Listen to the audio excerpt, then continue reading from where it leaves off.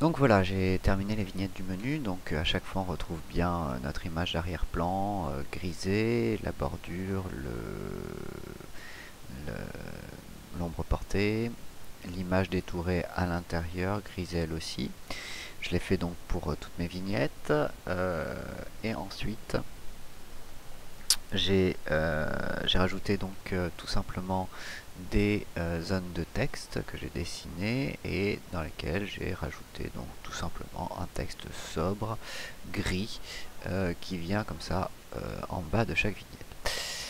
Ce que l'on va faire, c'est que ces vignettes-là, on va leur donner un peu plus de consistance. Pour ça, c'est très simple, on va aller dans on va sélectionner d'abord l'intégralité donc des petites vignettes de texte.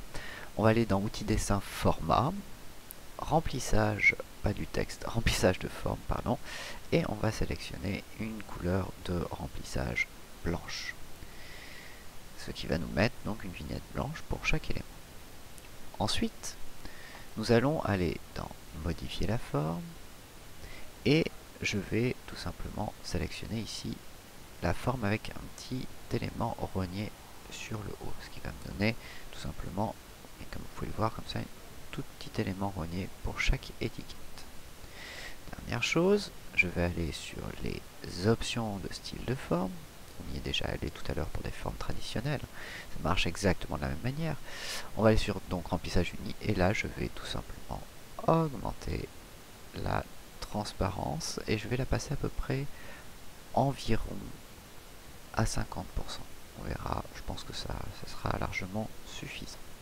Voilà, comme ça, vous voyez, ça me fait des petites vignettes, donc en bas de chaque élément, de chaque bloc.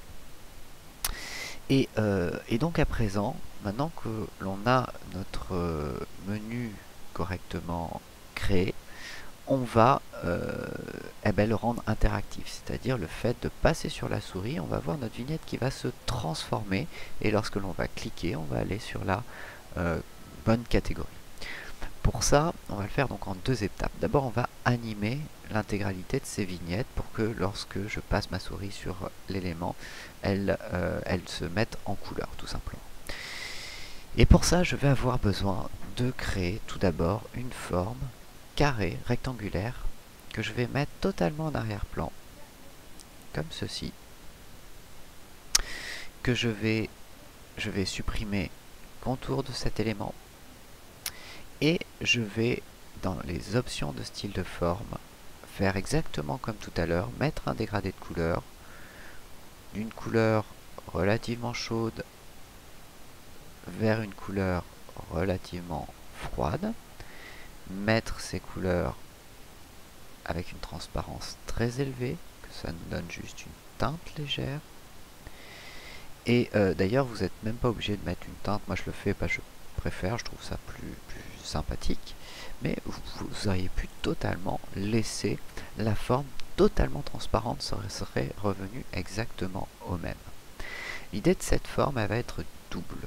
La première idée, c'est qu'elle va tout simplement nous permettre de avoir une forme interactive plus tard qui sera en arrière-plan. Donc, il va falloir la mettre en arrière-plan. Pour ça, dans Outils dessin, reculer, on va aller sur Mettre à l'arrière-plan.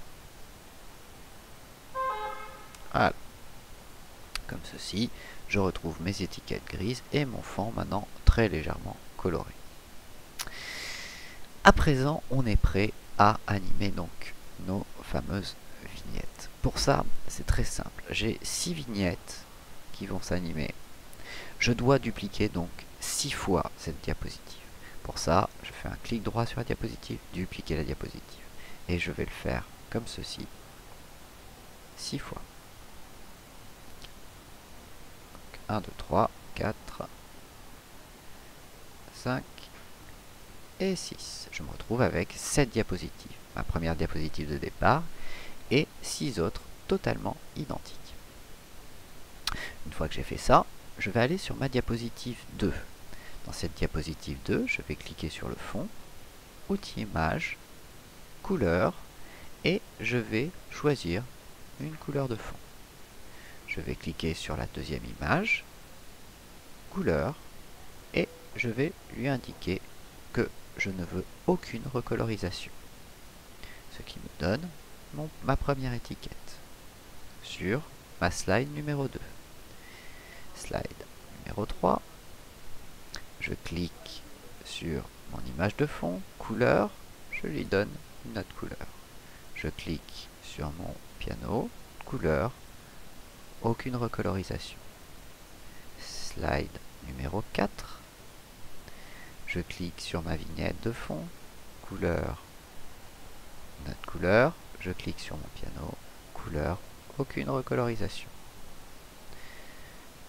Slide numéro 5, je clique sur la vignette de fond, couleur, notre colorisation, je clique sur la vignette, aucune recolorisation.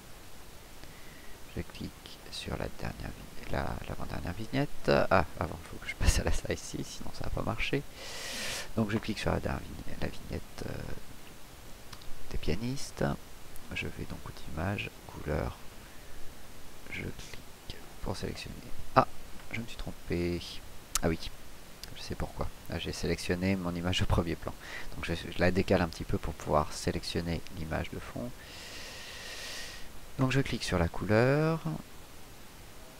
Je vais replacer mon image correctement. Et là, couleur, aucune colorisation. Là, il va falloir que je fasse pareil. Je vais décaler un tout petit peu mon image pour pouvoir sélectionner le fond.